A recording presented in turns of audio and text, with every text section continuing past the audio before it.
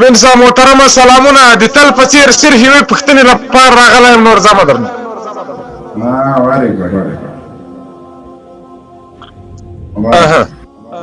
اجازه ده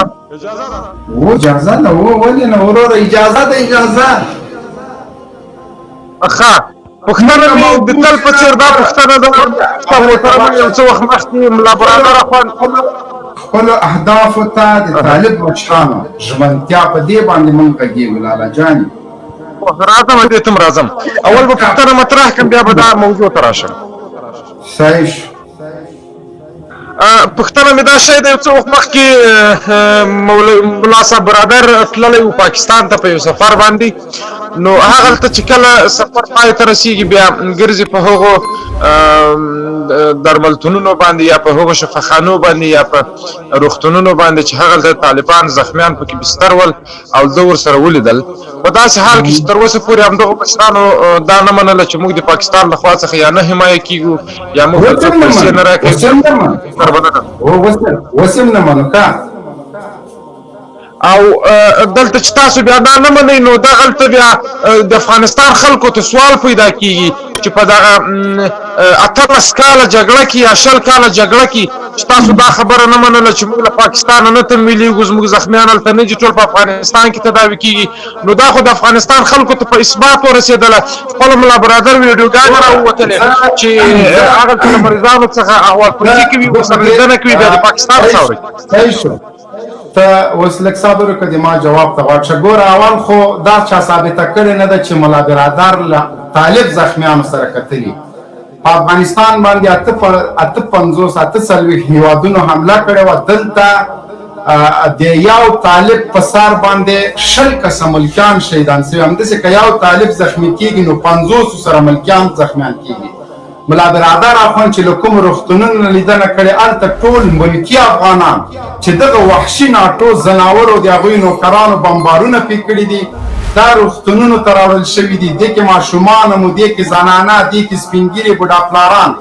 د چا په تندي باندې لیکلي وو چې په دې روغتون کې طالب ملا برادر د طالبانو سره کتلي دلته خو ټول افغانانو سره که روغتون کې دا که کمپونو ته تللي دي که هر چېرته تللي دلته تر 40 نه تر 50 لکه افغان مهاجرین اوسېږي هغه کولی شي چې د یو اسلامي هېواد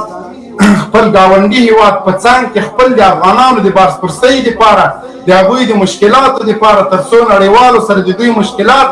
وڅېړي حل کې د مشکلاتو د حل دپاره طالب یو قوت ده یو ځواک ده طالب هر د نړۍ هر ګوټ ته تللی شي په رسمي سفرونو تللی شي خلک ورته زارۍ کوي دا چې پاکستان زمونږ په ګاونډ کې پروت یو هېواد ده داسې یو هېواد کې چې مونږ د 18 کاله دیموکراسۍ کې یو معیاري روغتون که درلودلی مونږ که یو چېرته یو داسې یو هسپتال درلودلی چې هلته مو د زخمیانو علاج کېدلی د عام افغانانو ته ورځه قندوز کې پوښتنه وکړه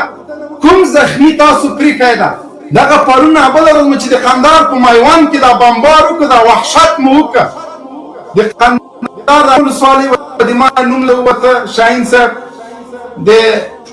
قندهار په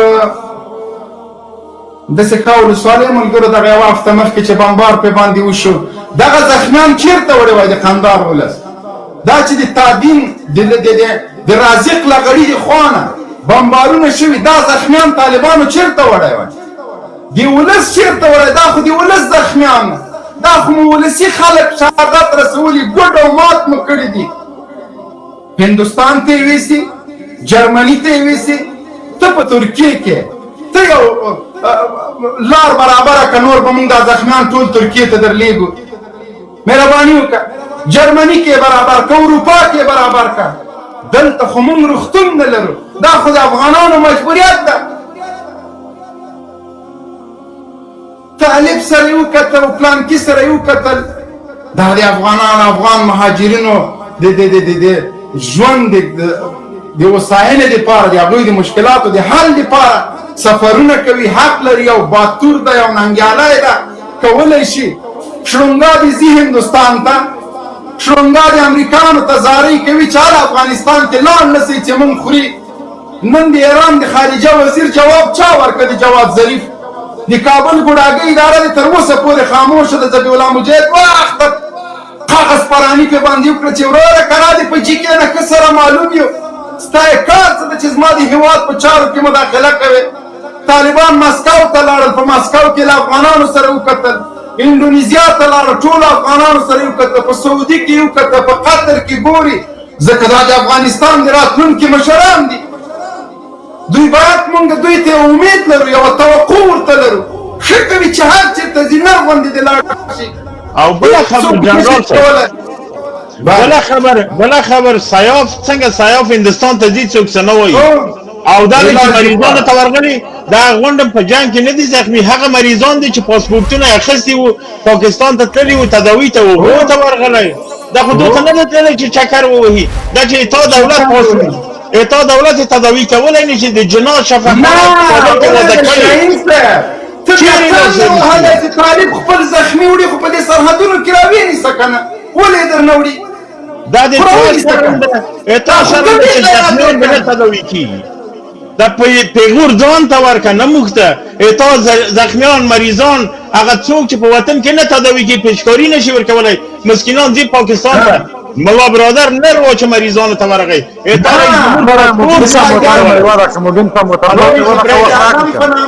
د قند اعظم په نامه روغتون دی په کابل کې جوړ کړی د شرمېږئ نه هغه روغتون دی چې داسې ګورئ حیا نه درځي خو ته روغتون جوړ کړه افغانان به خپل زخمیان همدلته علاج وکړي ولې د پاکستان په سفارت کې د ورځې زرګونه کسان په رش کې تر پښو لاندې کېږي وژل کېږي آیا د دې د مخنیوي دپاره مو کومه تدابیر نیولي دي ورشه په سلو کې 95% هغه خلک دي چې یا زخمیان دي یا مریضان دي یا عملیات ته ضرورت لري هلته ډاکټر نشته هلته روغتون نشته هلته غلا ده چور ده چپاول ده ډاکټرانو نه شنه غله جوړ شوي خلک مجبوره دي خپل زخمیان طالبان به ګوره یو څه وخت وروسته به طالبان خپل زخمیان جرمني ته امریکا ته استرالیا ته وړي بیا به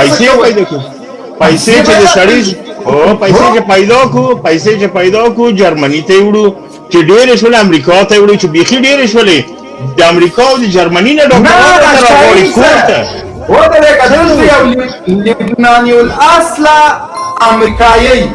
افغانستان راځي د لومړۍ مېرمنې په چوکۍ کې ني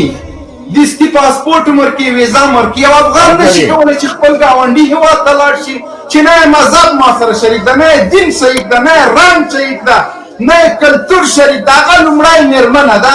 هغه راځي پارک کې ناست ده په پارلمان هم تخت و تاج کوي لیکن یو افغان خپل ګاونډي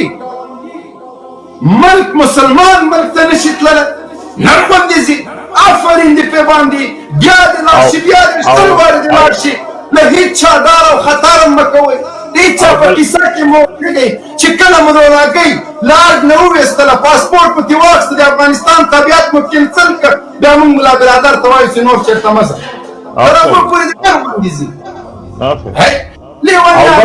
او بله یوه خبر نصرته زړګیه دغه خلکو ریښه ملا برادر چې تللی شفاخانې ته تللی دی مریضان په کې سل مرض هم وو تیتانوس هم وو مورقه هم وو ملاریا هم وو کولرا هم وو ګډان هم وو جوړ هم وو ناجوړ هم وو نو ته چې دغه وخت راغلی د چغې وایي چې د څه رقم دي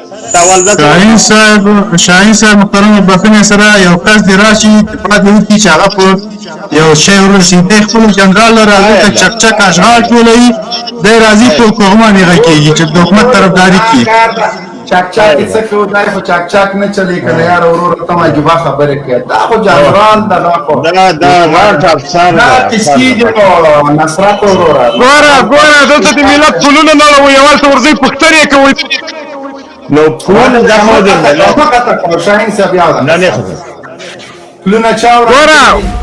دا څنګه منطق ده دلته په افغانستان کې پلونه نه وي د ملت کور رالوي په پاکستان کې د مریض پوښتنه کوي دا څنګه منطق ده دې منطق د ظاهران یم شاهین صاحب خو پرېږده که نه ښه صبر دا ګډوډي بیا ښه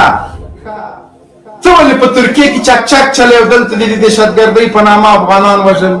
ګوره ما خپل مسؤلیت سر ته رسولی ده، ما خپل مسؤلیت د وطن په وړاندې سر ته رسولی ده. چېرته دې سر ته ولې ریټایر سوی عمر خو دې ځوان هلکه ته څنګه تللی ګوره خو د وځوال پایس مې 15 کاله 6 کاله په دې حکومت کې دنده سر ته رسولې ستاسو په وړاندې جنګېدلی یم. ګوره زه دې ته حیران یم، دا ملت باید هغې ما میلاد باید راپورته شي. میلاد خو پورته سوی د امریکا په وړاندې ولاړ ده. زه درته وایم چې ته دلته د ناټو مزدور وې،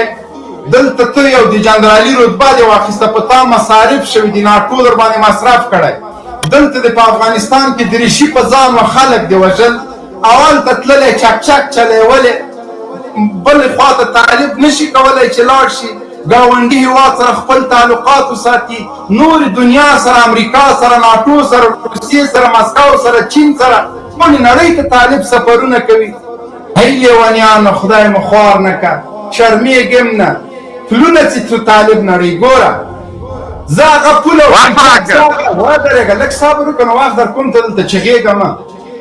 زه هغه پوله او پلچک څه کوم؟ ته خدای چې د امریکایانو ټانک به په لار روانو په همدغه سړکونو پلچکونو باندې چې تاسو نن ترېنه دفاع کوئ، شاته افغانان پرېښودل،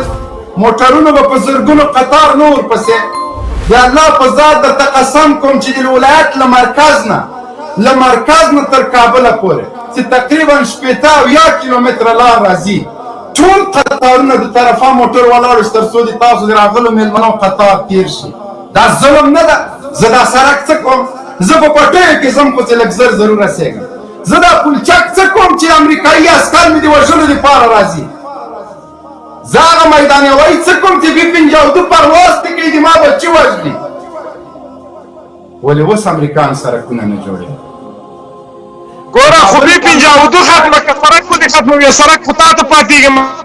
نو خو B-52 خو دغه لاندې ټانکونه زیار خو زه دا مریخ ته ولېږم که نه؟ اول خو B-52 ختمه که، ټانک ختم که، ته سړک ولې خرابوې، پلچک ولې خرابوې، میدان هوایي ولې خرابوې؟ هغه ستا ملي منافع ده، هغه دلته جوړ شوي دي، تا ته پاته دي، ستا اولاد ته پاته دي. ته ختم که ټانک ختم که، زه نوشي جان دي، ختمه که یو تیاری وویله زه نوشي جان دي. ملت وژنې وورو. ته ورشه سالارو ته لاړ شه او دا هر پل چې وران شوی ده د پوښتنه وکړه چې د دې پل په بدل کې څومره امریکایان وژل شوي دي، څومره ټانکونه مریخ ته تللي دي. ولې ونه B-52 خو تاسو که کومه د شلډازو فابریکه جوړه کړې وي، کوم ګرنیټ مو جوړ کړی وي، کوم لاسي بم مو جوړ کړی، موږ به ووایو چې دا تاسو مې ورته توره کړې. نو B-52 خو دغه خل ټانکونه یې راځي دي، ما بچي وژني. زه خو دغه پیاده عسکر یې وارې ختم کړم، بیا بد کوي چې په پاخه سړک تېرېږي، دوی دې په پټیو کې تېرېږي، موږ هېڅکله سړک نه ورته الوزو، پل نه الوزو. وخت چې دی په پاخه سړک راځي نو زه خو داسې نشم کولی چې ټانک داسې جګ کړي وولم چې سړک خراب نه شي. خامخا ټانک ور اخلي لاندې، سړک هم ورسره خرابېږي. ما ته سړک اوليت نه لري، ما ته خپل جومات او منبر، ما ته مدرسه، ما ته خپل ناموس عزت، ما ته دا سترې کرښې دي. سړک به زه بیا جوړ کړم، زه نر یم، همت لرم، غیرت لرم، داسې سړکونه به درته جوړ کړم چې تیارې به بې پروازونه کوي. لیکن زما عزت، زما ازادي خو باید واخیستل شي که نه؟ د ناموس د عزت په بدل کې ما ته سړک جوړوي. ای خدای مو خوار نه که، چک مو نصیب شه، دا شړونګان در ولې همالته یې چکچکو کې کېنوئ. جنرال صاحب بل سوال ده چې د چکچک ترکیه کې ټولوي، ولې جرمني کې د چکچک نه ټولول؟ همدغونه د واس ورته ترکیې پورې لاړلې. که چېرې ته واس درلودله جرمني ته تللې، طالبانو خپل مریضان او افغانانو خپل مریضان ته بیایي، پیسې پیدا کړي جرمني ته یې کوي. مولا برادر پر رسمي سفر تللی ده، حق لري. بیا ځي هلته خپل وروڼه دي، خپل دغه افغانان د مونږ وروڼه دي، د مونږ د زړه سرونه دي. دوی به نه ځي هلته به د هغوی د مشکلاتو نه ځان نه خبروي. 40 لکه تر 50 لکه افغانان دي هلته، داسې په روغتونو ګرځېدلی. خو تاسو دا خلک زخمیان کړي، تاسو پې بمبار کړی، تاسو وژلي دي. دا خو ټول ولس همدغسې ګوټ او مات روان ده. خو دلته ته یې همې بمبارۍ، همې د علاج وسایل نه لري. خلک قرض که، سود که، لاړ شه ورور هلته یا کوټې ته یا پېښور ته یا کراچۍ ته الوزي. خو دغه د ورځې زرګونه افغانان چې راځي، خو د همدغه دپاره راځي چې علاج وکړي. نور یې دلته څه کار ده؟ نه کوم تجارت لري، نه کوم بزنس لري. ځي د امریکا د پاکستان د سفارت مخکې هم ته لوټې، په تورخم کې هم ته لوټې، په کوټه کې په بارډر هم ته لوټې ټول لارې دي لوټ تا ورته کړي دي بیا هغه مریض ګډ او ما تر هغه چې پورې ورسېږي دا چې یو څوک د افغانانو په نمایندګۍ ځي په روغتونونو کې له هغوی نه لیدنه کوي د هغوی د درد پوښتنه کوي د هغوی د نو دا خو د هغه د ملا برادر په اصلیت او په افغانیت او په صله رحمۍ دلالت کوي چې ټولو افغانانو باندې نظر ده دا خو د یو مشر همدغه د یو زعیم د تا شلونګا لاړه شل وارې لاړه یو ورځ خو به ورغلی دغه د مریضانو پوښتنه به یې کړې ورسه ته د کینسر هسپتال کې لاړ شه په لاهور کې چې څومره افغانان پراته دي یا ورته به یې سر ورښودلی وای که نه چې ولې یا ورځ به د یو مهاجرو کیم ته تللی ورته ویلي به دي چې څه حال ده په څه کیسه ده سیلابونه چې راغلی دویم مرستیال د خلیلي هغه خنځیر راغی په پاخه سړک کې ضد د زرې موټرو کاروانونه ولاړ دسې له لارې ورته کته بېرته لاړ جنرال صاحب بله خبر ده د دې رئیس جمهور چې لاړ پاکستان ته مریضانو ته ورغی شفاخانو ته ورغی څنګه انسانان نه دي دغه کس څوک د شاهین صاحب دا بلاکه ها ها ها ها دا بلاکه ده په تورو سترګو دغه بلاکه ته چې بېځایه کنځلې کوي اوس 2 دقیقو کې به زه د دغو پیج نه داسې ورک کړم چې بیا په ژوند کې د دغو پیج نوم ونه ګوري کنځلې د اوس دا راغله دغه شاهین صاحب افغان مبارز نه لاندې دا یوسف افغان یوسف